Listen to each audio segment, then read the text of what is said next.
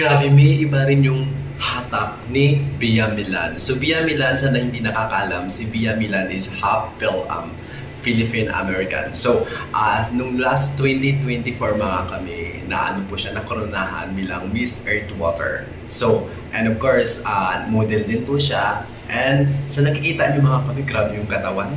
Ang hatak talaga. Can you imagine how perfectly yung body niya, yung walk niya, okay, ang dami pang ma-improve kung siya po yung manalo. Miss Laon yun. So, lahat naman sila, wala akong sinasabi na ano ha, lahat sila deserving manalo. Nandyan pa si Cebu City, Cebu Province, si Baguio, di ba? Si Sultan Kudarat, nandyan pa si Maynila. So, marami pong deserving. Lahat sila deserve because they have their own different character. So para sa akin kasi, si Bia Milan, talagang yung aura niya, aurang mala Catriona Gray, di ba? Yung si Miss Canada, yung mga ganun yung aurahan niya na talagang makikita mo talaga super yung potential niya, and of course well spoken. So sa mga nagsasabi na yung walk tone niya blah blah and so on, so para sa akin na ano pa yan, nai-enhance pa yan, and of course sana mabigyan siya ng chance, di ba?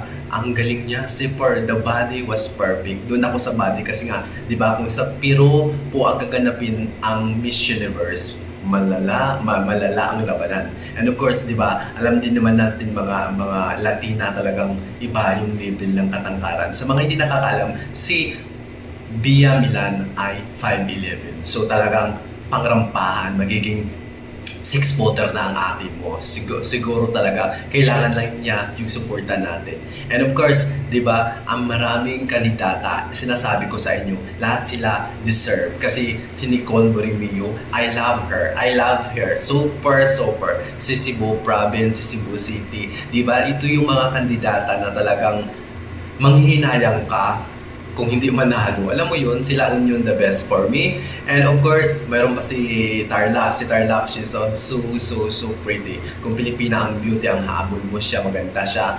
And lahat sila deserving, sinasabi ko. Pero para sa akin, sila yun talaga yung body. Kasi huwag na tayong magpakaano mga kami ha. Huwag na tayong magpaka-ipokrito.